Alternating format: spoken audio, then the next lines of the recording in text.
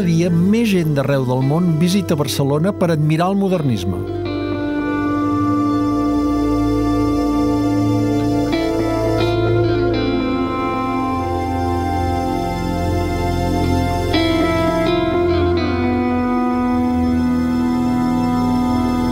Però saben que fins fa poc els barcelonins odiaven aquest estil artístic? Quina paradoxa! Aquest odi era conseqüència de la Guerra Civil, del franquisme o tenia altres causes? Què penseu d'un Josep Pla que ataca públicament i amb brutalitat el modernisme? Tot i que avui sembla difícil de creure, aquesta hostilitat ha estat present durant decennis. S'imaginen com seria Barcelona si haguessin triomfat les idees que exigien la destrucció del modernisme?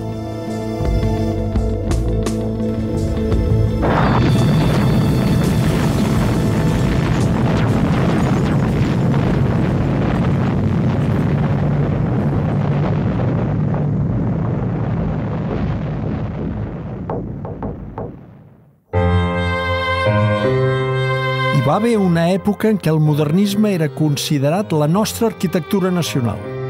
Va enriquir tota la ciutat de Barcelona i, sobretot, l'Eixample.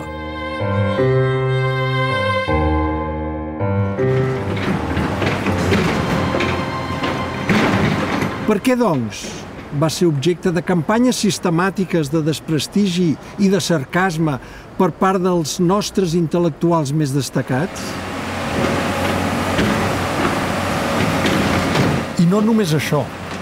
Per què es van arribar a destruir edificis extraordinaris? Anem a pams. El nucli central de l'Eixample es va construir en només 30 anys.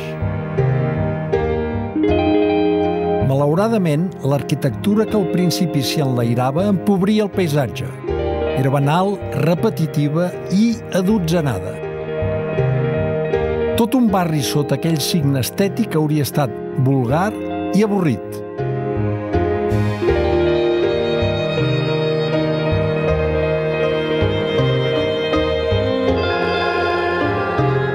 L'esclat del modernisme va trencar la monotonia. Cada edifici era únic. Havia nascut la diversitat i, a més, d'alt nivell artístic.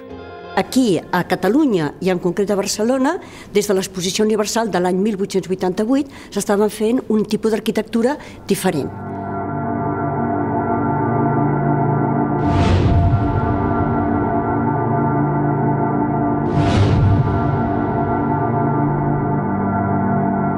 El fenomen modernista va arrelar amb molta força a Barcelona i es va projectar per tot Catalunya i fins i tot la seva àrea d'influència, València i les Illes.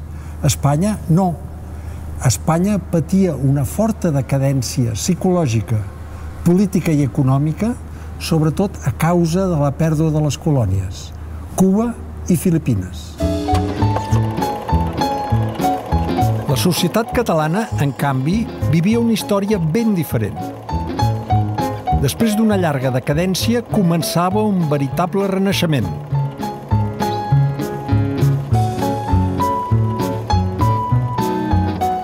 Els intel·lectuals modernistes voldran fer de Barcelona el París del migdia, el París del sud. Per què? Perquè no se'ls ha perdut res. És a dir, no poden aprendre res a Madrid. A Madrid és un lloc d'anar a pagar impostos i anar a fer de polític. Però, en canvi, la gent incuriosida per què està passant al món, mira cap al món, mira cap al nord. I a Europa naixia amb força un nou estil artístic. Una arquitectura espectacular lligada a un context innovador i reivindicatiu.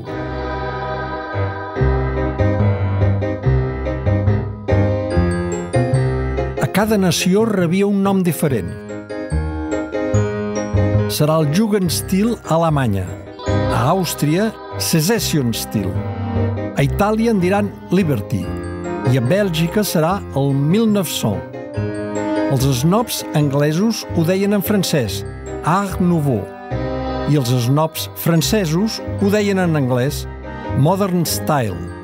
Nosaltres hi vam donar un nom propi, modernisme.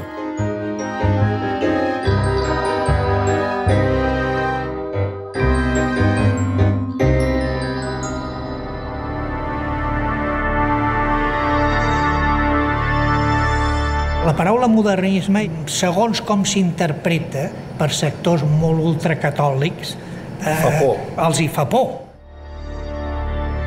La modernitat que plantejava aquest nou estil en tots els aspectes, principalment en l'àmbit de la filosofia i la ciència, va espantar l'Església Catòlica.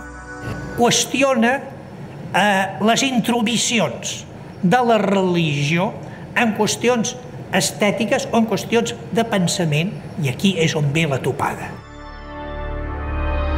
Pius X va condemnar el modernisme a cop d'encíclica, que el nostre bisbe Torres i Bages es va cuidar d'escampar i potenciar.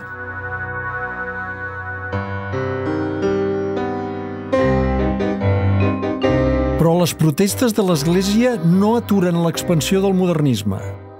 Aquí, a Catalunya, es dona la paradoxa que els arquitectes integren motius religiosos en les seves obres i apareix una consciència clara de voler ser una nació moderna. La importància del moviment modernista català és que no és només a l'arquitectura, sinó que és l'afiançament de tota una cultura que vol ser, i aquesta potser seria la característica, cosmopolita, moderna, però alhora totalment tradicional, arrelada en la tradició. Un moviment artístic d'una força oceànica no podia quedar físicament ofegat. Per això, vull mostrar com seria un modernisme obligat a esclatar només a dins la Ciutat Vella. La falta de perspectiva d'aquests carrerons estrets fa que algunes obres d'art quedin amagades i passin totalment desapercebudes. Com aquest esgrafiat de Jujol. L'arquitecte va dibuixar una petita joia de manera improvisada en una façana anònima, molt a prop del Palau de la Música. No fa goig i és molt difícil contemplar-la. Encara més greu és la ubicació del mateix palau.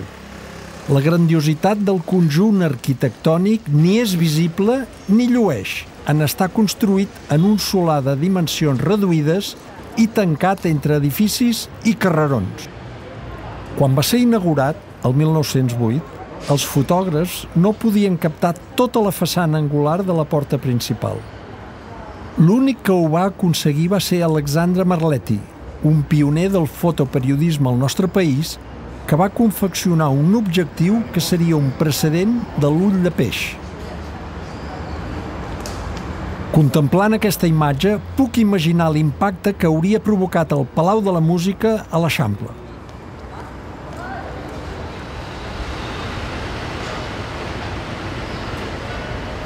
Estic convençut que l'objectiu de Marletti no hauria funcionat amb el Palau Güell. És impossible tenir una visió completa de tota la façana. El Palau Güell, encaixonat al carrer Nou de la Rambla, és per a mi un exemple clar de la manca d'exhibició i d'espectacularitat que podia haver patit el modernisme. Una espectacularitat que, en canvi, sí que va trobar a l'Eixample.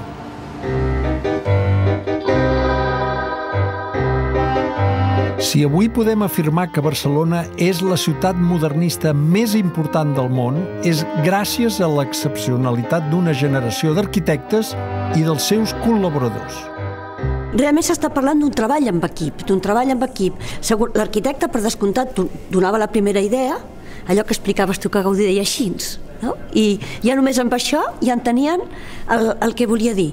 Però després, a l'hora de la veritat, qui ho acabava eren els obradors. Que eren uns senyors que tècnica i socialment tenien un nivell, es tractaven de vostè amb l'arquitecte, no era un treballador que no sabia res. És gràcies a aquests artesans que les arts aplicades van triomfar amb una excel·lència mai vista. El modernisme portava un esclat de colors sense precedents.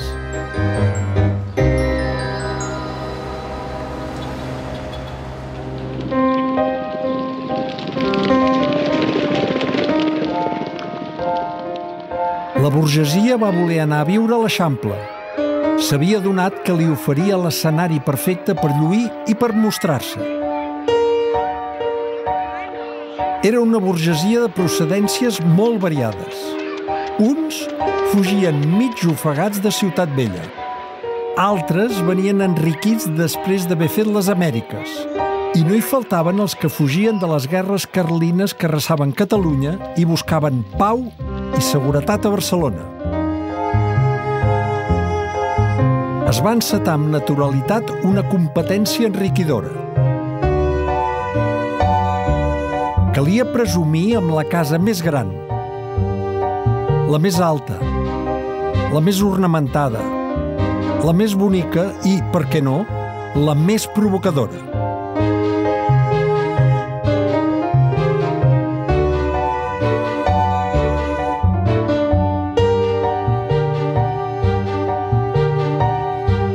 Deu haver una certa rivalitat, també, entre arquitectes i entre promotors, de dir, a veure qui fa la casa més original.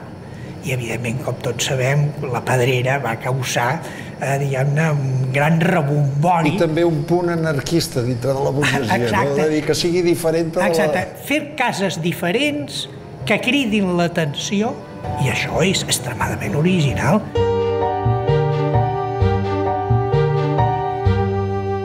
Els proposo que m'acompanyin en un viatge que a mi em fa una il·lusió molt especial. El modernisme que fins ara hem vist és un modernisme públic i visitable. Però hi ha un altre modernisme amagat i al qual només tenen accés un grup de privilegiats. Són joies habitades. Aquesta vidriera que impressiona tant, crec que no hi era, oi? No, la veritat és que quan vam arribar a aquest pis estava tot tapat, era un magatzem d'estris escolars i la vam col·locar. Llavors ara no es veu el típic pati de l'Eixample, però a canvi tens aquesta, nosaltres li dèiem sinfonia de colors, perquè quan entra la llum escampa per tot el marbre aquest blanc, aquest reflexe que sembla que estiguessis, diguem-ne, en un bosc encantat. Potser la part més apoteòsica d'aquest vitrall és la cua del pavó reial. Fixa't quina forma, i a més aquesta volumetria, diguem-ne, que el segueix, i la qualitat dels vidres. Això sí que és clarament Art Nouveau, aquí li diem modernisme, és de Lambert Escalé. El mestre... És el mestre amb la fusta. L'arquitecte Juli Capella va restaurar per iniciativa pròpia aquest principal de la Casa Felip. Avui és la seu d'una fundació privada i l'espai està tancat al públic.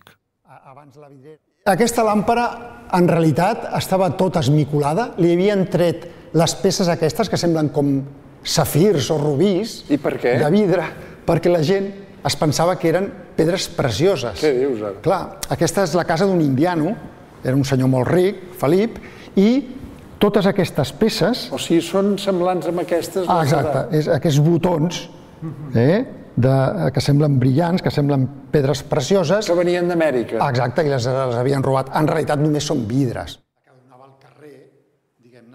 Tot això ha estat amagat durant decennis. És una bona mostra del modernisme que creiem perdut. Això era com estava tot recobert, i de sobte anem traient... I va sortint tot això. I va sortint tot això.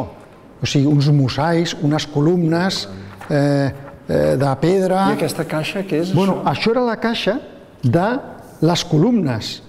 Fixa't, cada columna estava recoberta amb aquests calaixos, tot el sostre tapat, i de sobte veiem que està ple de pintures, de tapissos, inclús, i clar, imagina't.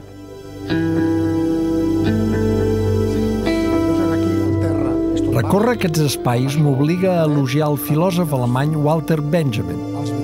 Als anys 30 parlava ja de l'Eixample com el barri d'Europa on hi havia més quantitat, però també més qualitat d'arquitectura modernista.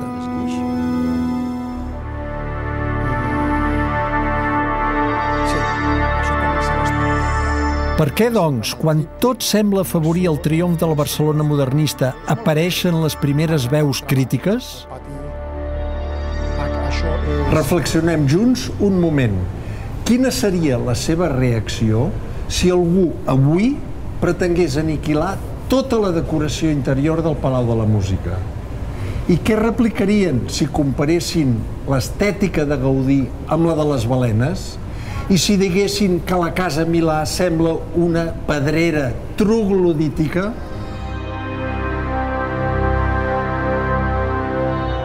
Qui hi havia darrere d'aquestes paraules tan despectives?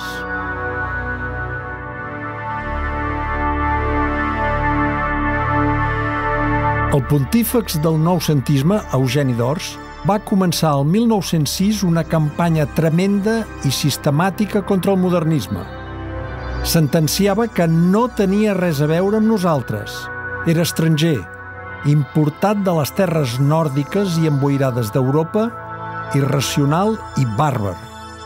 El noucentisme intentava instituir un tipus d'art més civil, més seriós, més seriat, més institucionalitzat i no, diguem-ne, els exabruptes, entre cometes, que havien fet els modernistes.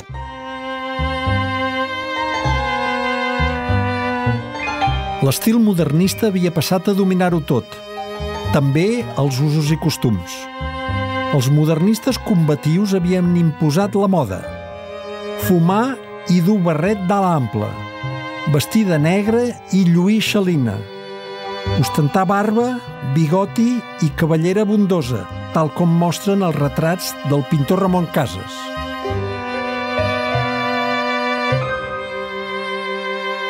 Es barrejaven les qüestions purament de discussió arquitectònica i estilística amb qüestions de posicions polítiques, ideològiques. L'arquitectura modernista era l'arquitectura de la Renaixença, l'arquitectura de buscar una Catalunya nova, inclús amb un cert nivells d'independència, i en canvi el noucentisme és una arquitectura més d'acord amb les regles institucionals de la Generalitat o de la Mancomunitat. Esclar, tot això té els seus punts de fractura i de discussió i inclús d'una certa violència. Una violència que es fa freqüent als acudits de dibuixants molt populars i admirats de l'època. Junceda, Smith o Cornet fomenten l'antimodernisme amb la brometa i el sarcasme.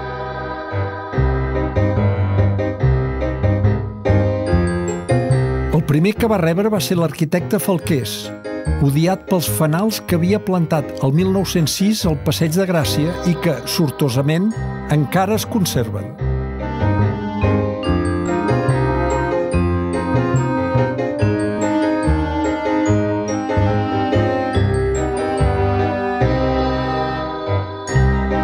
Però el blanc de més acudits i més cruels va ser Gaudí, culpable d'una mona gegantina, la Casa Milà.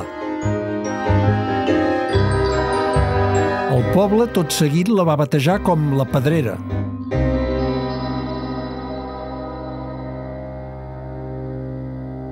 Els propietaris del Passeig de Gràcia van interpretar molt negativament l'aparició de la Pedrera, tant que van deixar de parlar els Milà.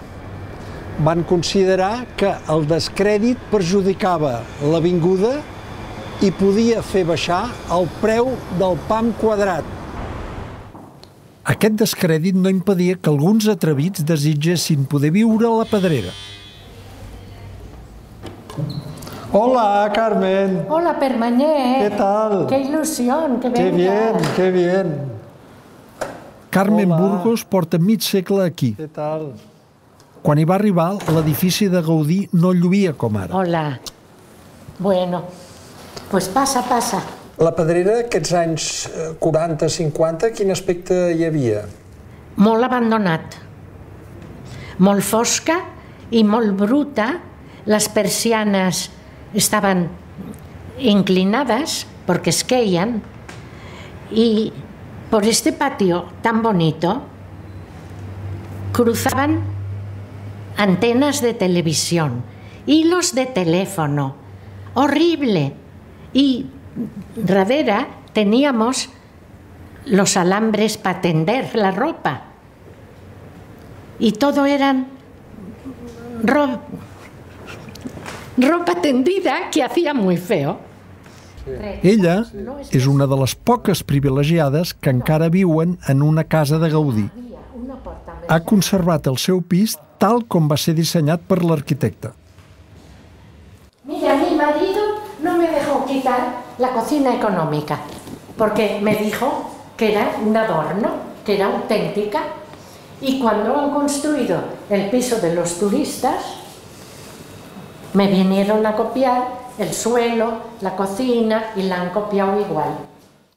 Pertany al grup de persones enamorades del modernisme que ha anat sempre contracorrent, fins i tot en ple segle XXI. És veritat que van veure aquí, vostè i el seu marit, un rètol amb un balcó que deia es lloga? Bueno, se alquila. Sí, se alquila. I llavors, enseguida, se entusiasmó y lo alquiló. El meu sogre ja vivia aquí des de l'any 44 i va posar al pis de 600 metres quadrats la notaria i la vivenda, perquè li va entusiasmar la pedrera. I tothom li deia: ¿por qué et poses el despatx a la pedrera si no tindràs clients? Es un monstruo. Ahora me preguntan: ¿cómo puedes vivir en la pedrera con tantos turistas? Yo le digo: yo no me entero. No me entero de los turistas. Están en la calle. Gaudí hizo unas casas absolutamente silenciosas.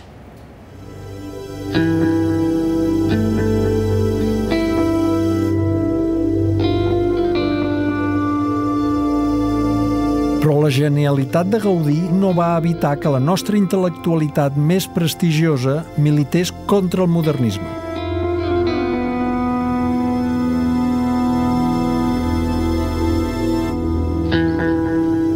Edificis ara catalogats com a patrimoni de la humanitat van concentrar les crítiques més enfebrades i els odis més acarnissats.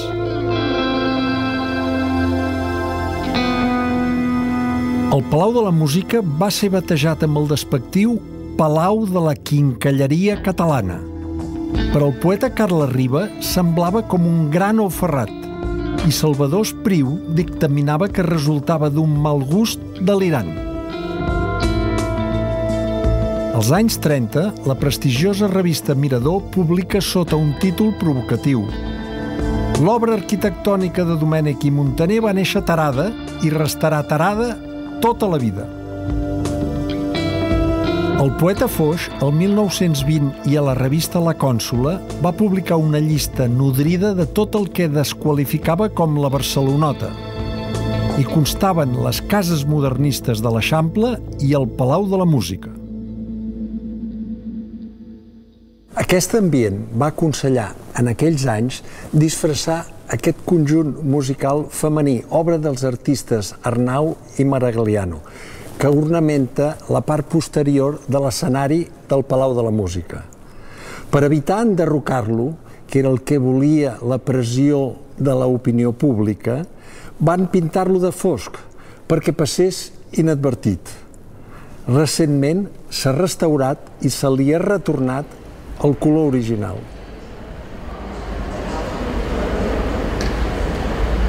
Sobre el Palau de la Música, Josep Pla va fer la crítica més brutal. No pediré la demolición porque esta palabra es muy gruesa y de grano muy rasposo. Además, las obras están muy caras. Sí creo, en cambio, que está en el ánimo de todo el mundo la necesidad de transformar esta alocada y delirante barraca en otra donde se pueda escuchar un concierto sin tener la necesidad de cerrar los ojos o sin que le vengan a uno ganas de pedir un pico i una pala. Aquest article de Pla va ser publicat el 1942 a la revista Destino, la Bíblia de la burgesia. Quan jo treballava als anys 60 a Destino, un dia em vaig trobar sol fent companyia a Josep Pla. Vam parlar de moltes coses, però també vam parlar de Gaudí. I llavors ella es va adonar que jo admirava a l'arquitecte. i acte seguit es va trenar aquest diàleg breu però contundent. Que potser li agrada la Sagrada Família? Em va preguntar. I jo li vaig replicar, m'agrada molt més l'església de la colònia Güell, però Déu-n'hi-do. Tiri, home, tiri, senyor Permanyer, que no veu que la Sagrada Família és com uns immensos menuts de gallina?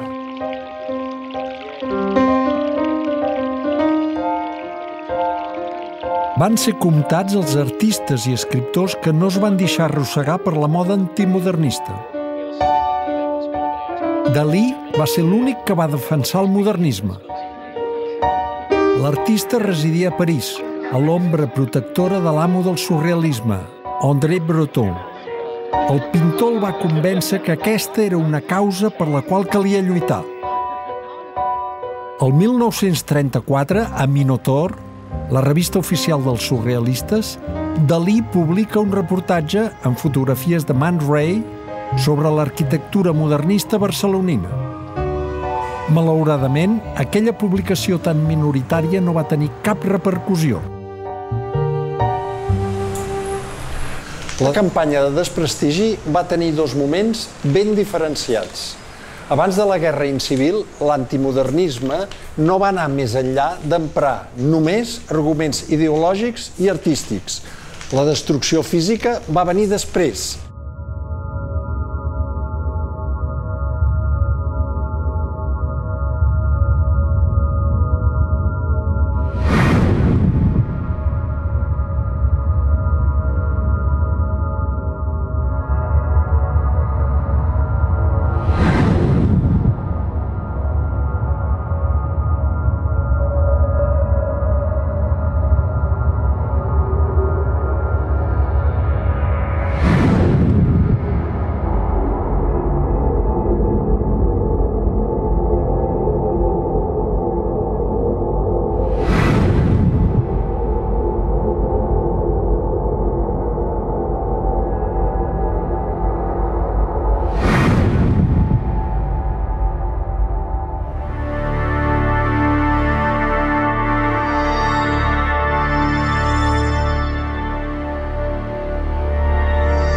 Un dels primers enderrocs el va patir la Casa Lleó Morera. La reforma per fer una botiga de moda mutila tota la planta noble, plena de decoració modernista.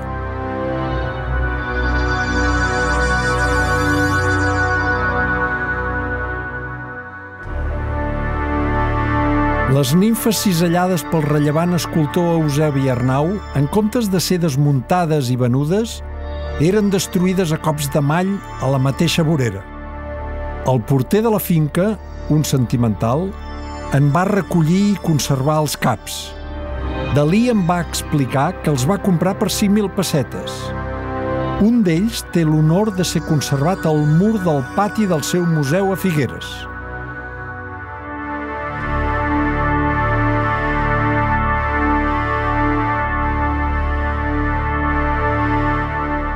Abans de la guerra, la discussió era molt teòrica, era una discussió intel·lectual entre uns filòsofs, pensadors, contraposant dos actituds artístiques.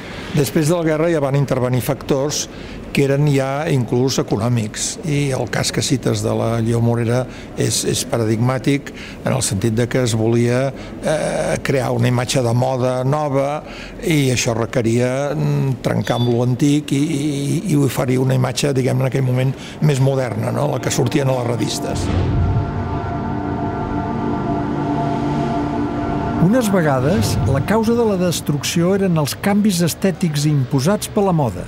En d'altres, tots van veure que se'n feia un ús inadequat, abandonant a la seva sort algunes d'aquestes joies arquitectòniques. Casa Ramona és l'edifici industrial més artístic que es conserva a Barcelona.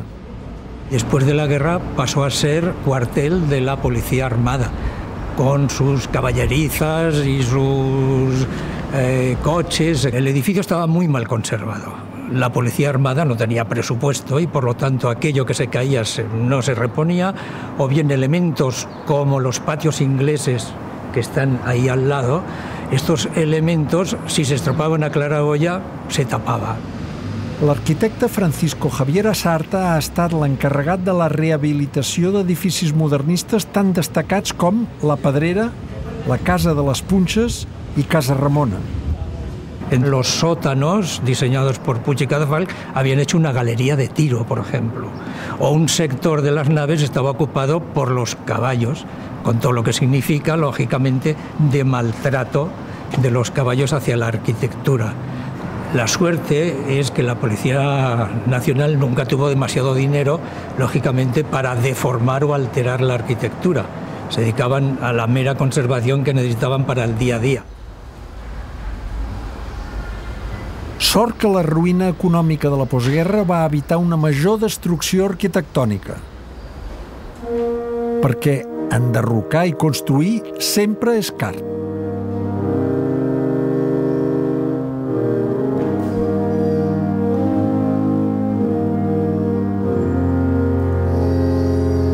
El Palau Güell, obra magistral de Gaudí, també va ser salvat in extremis.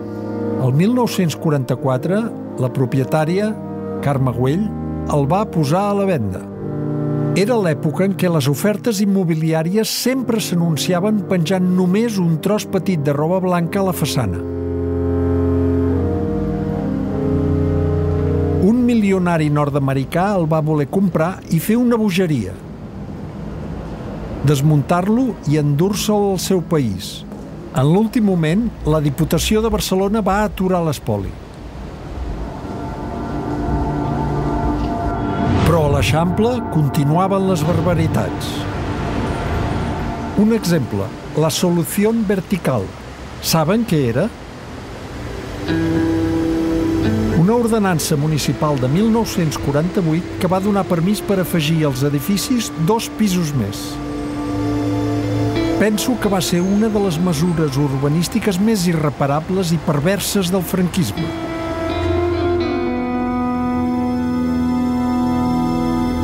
Atacava directament la façana i el coronament dels edificis, els elements més vistosos del modernisme.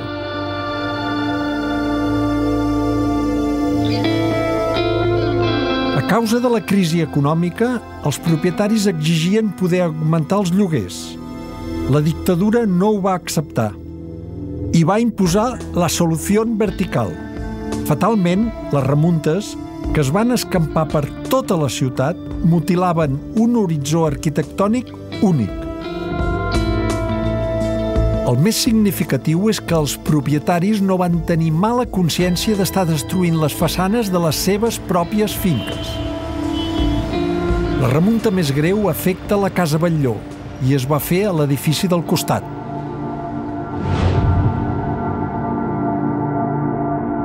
És a dir, aquest edifici de la cantonada del Passeig de Gràcia en Aragó, al costat de la Casa Batlló, és una vergonya. No pot ser que un tresor, una joia com la façana de la Casa Batlló estigui massacrada per una massa tonta i sense cap interès i fora de qualsevol estil més o menys reconegut.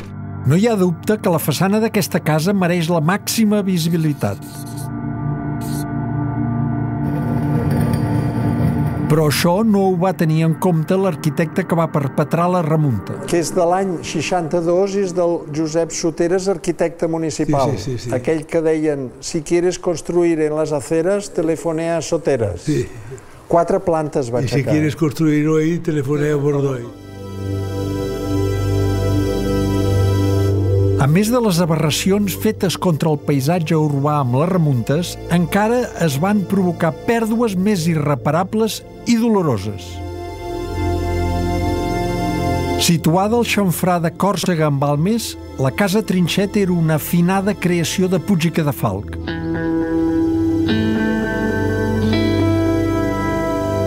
Tenia una formidable ornamentació interior amb enormes murals del gran pintor Joaquim Mir.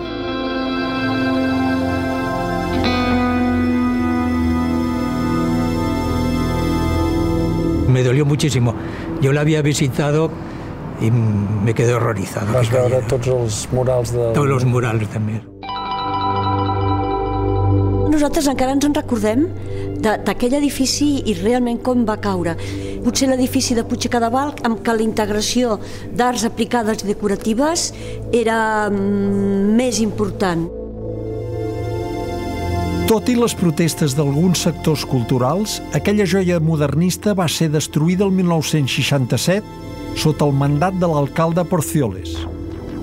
L'enderroc va anar acompanyat d'un procés d'eliminació de tot allò que fos vendible a la menuda. El perill de la destrucció de la casa Trinxet és que podia contaminar i acabar l'enderroc de moltes cases de Puig i Cadafalch, que trobo que és un conjunt molt interessant.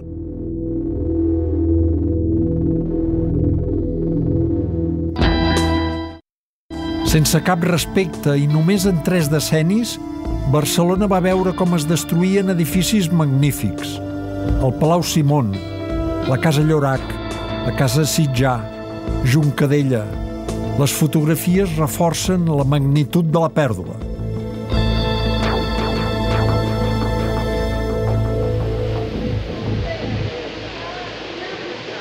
Aquesta és una supervivent, la Casa Fuster. Per a mi representa l'altra cara de la moneda, el que es va salvar. El 1963, la companyia elèctrica Enel va comprar aquesta casa de Domènech i Montaner. La seva intenció era enderrocar-la per poder-hi aixecar un gratacel, la Torre Barcelona. Era un projecte amb bones intencions modernes, però amb males intencions històriques, perquè enderrocava un dels edificis més bonics de l'última època d'en Domènech. Un grup d'arquitectes, encapçalats per Oriol Buigas, va publicar llavors una carta de protesta per evitar l'atemptat. Precisament l'any 63 sorgeix la màxima sensibilització tant dels arquitectes com del públic en general respecte al patrimoni i sobretot del modernisme. Com tu saps molt bé, Oriol Buigas en aquell any fa un número especial de quaderns d'arquitectura dedicat a Domènech Montaner i en aquest número es reivindica, entre altres coses, el passat d'aquesta casa. Era una època que tots teníem moltes tertúlies arquitectòniques, no com ara, que ningú es veu, ningú es troba enlloc, tothom està massa enfeinat, tothom es dedica a fer peles i ningú es dedica a discutir cultura. Hi havia un ambient de comentari apassionat sobre el que estava passant a Barcelona.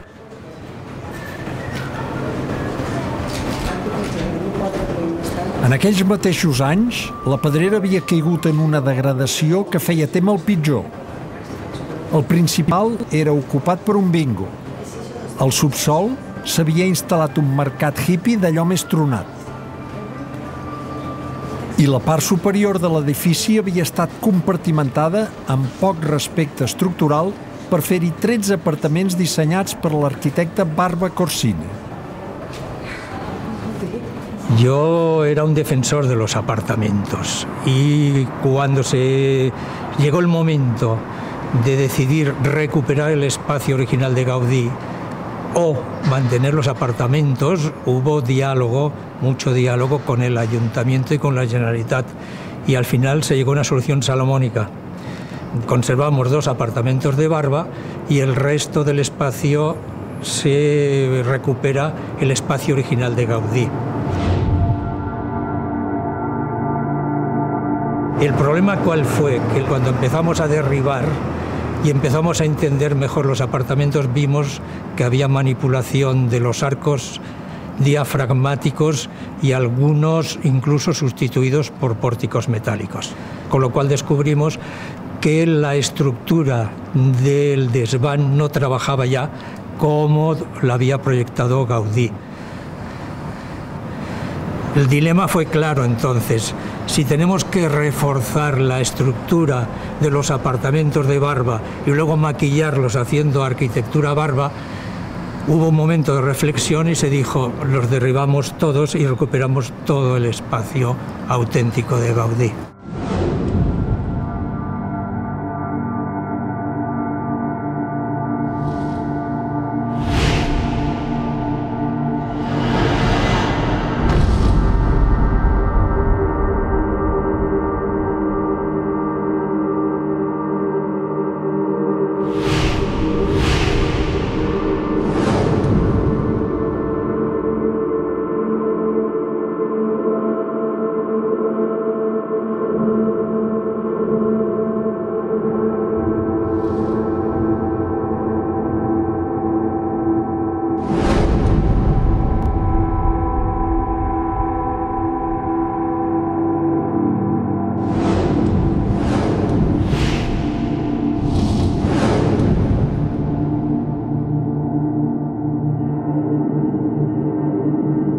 Per a mi i per molts barcelonins, les desaparicions d'establiments públics van resultar desoladores.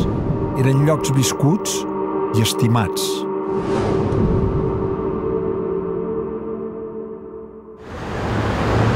Crec que la peça més enlluernadora va ser el Cafè Torino. Era el xamfrà del Passeig de Gràcia i Gran Via.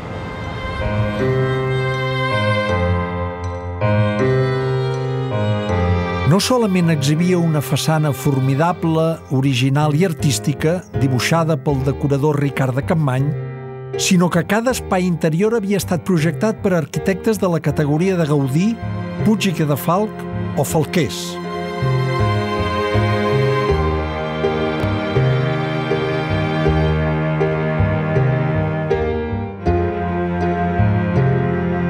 Molt a prop del Torino, al carrer Casp, hi havia el Cafè Novedades.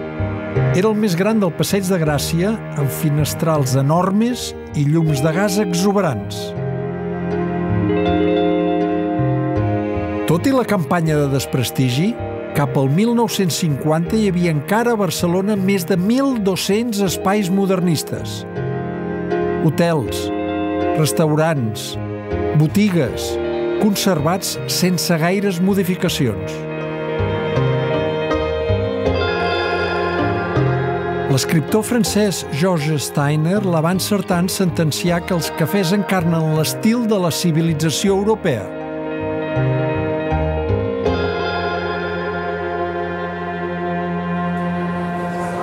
Hans Christian Andersen va descriure amb minuciositat Barcelona en un llibre de viatges i va dedicar aquest elogi als seus cafès.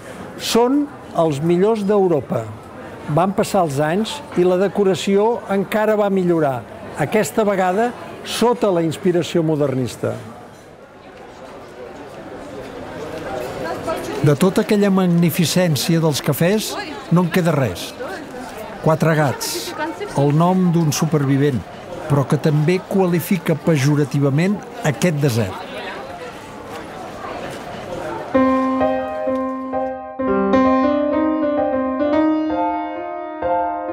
Hi ha espais, en canvi, que s'han preservat gràcies a l'activitat comercial.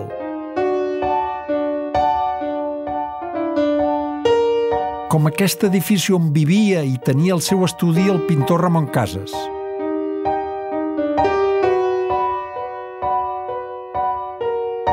Quan vam entrar aquí, a mitjans dels 80, el que ens vam trobar quasi no tenia res a veure amb el modernisme, perquè tot estava tapat, pintat de gris. L'anterior usuari de l'espai era la UCD i van entrar aquí, com ara es diu, a sac.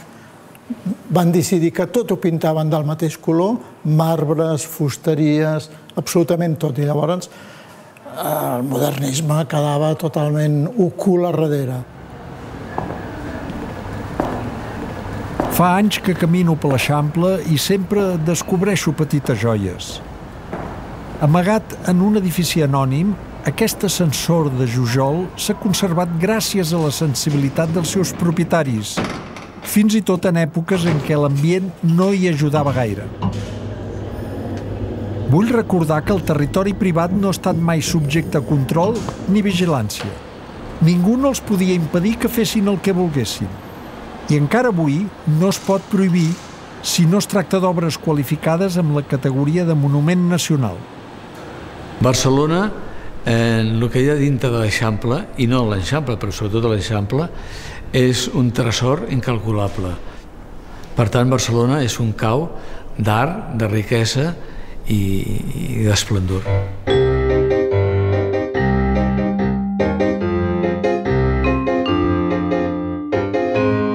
El respecte que molts propietaris han demostrat vers el modernisme considero que té molt de mèrit. Perquè gràcies a aquest respecte encara avui puc visitar una casa que sembla sortida d'un conte de fades.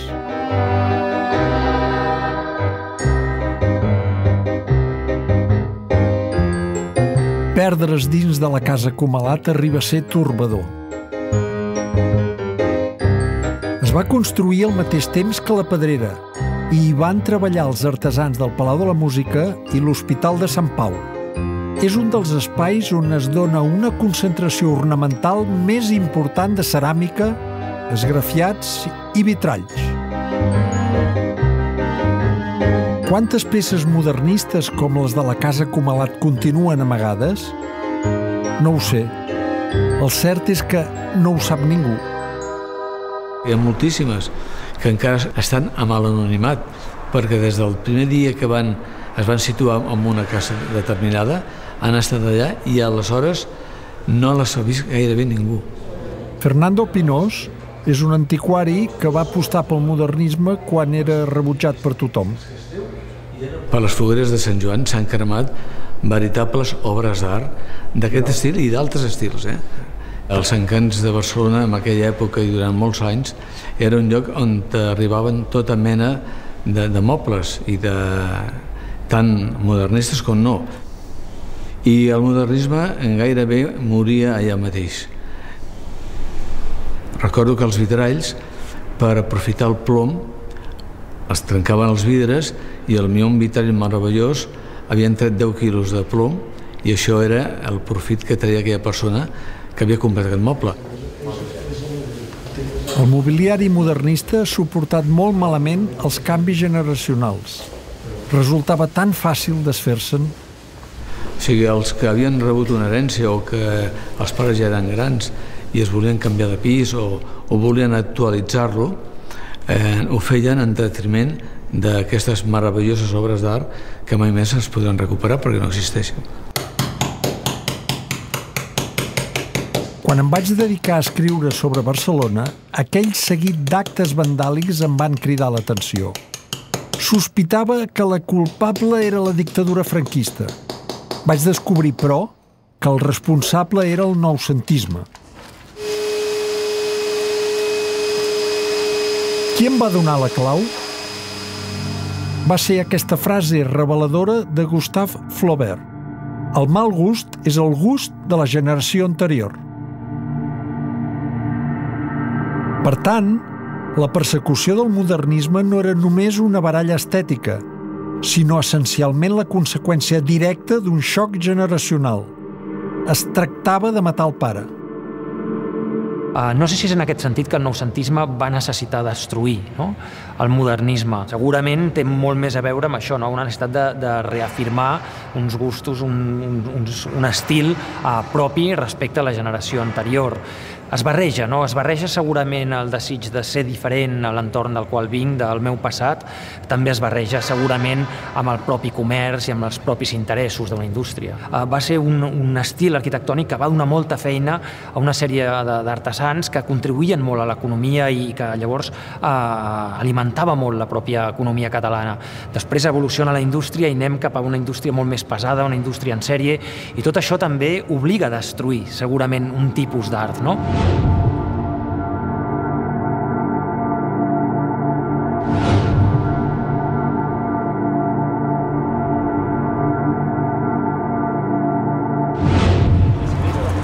Внутреннего дворика. С правой стороны вот эта пристроечка более светлая. Sono i frutti che si utilizzano per la messa. Resulta difícil entendre el rebuig que successives generacions han mantingut contra el modernisme, veient l'admiració que desperta avui. Aquest canvi radical no va sorgir d'aquí. Va venir de l'estranger amb el reconeixement internacional de Gaudí en una exposició inaugurada el 1952 a Nova York.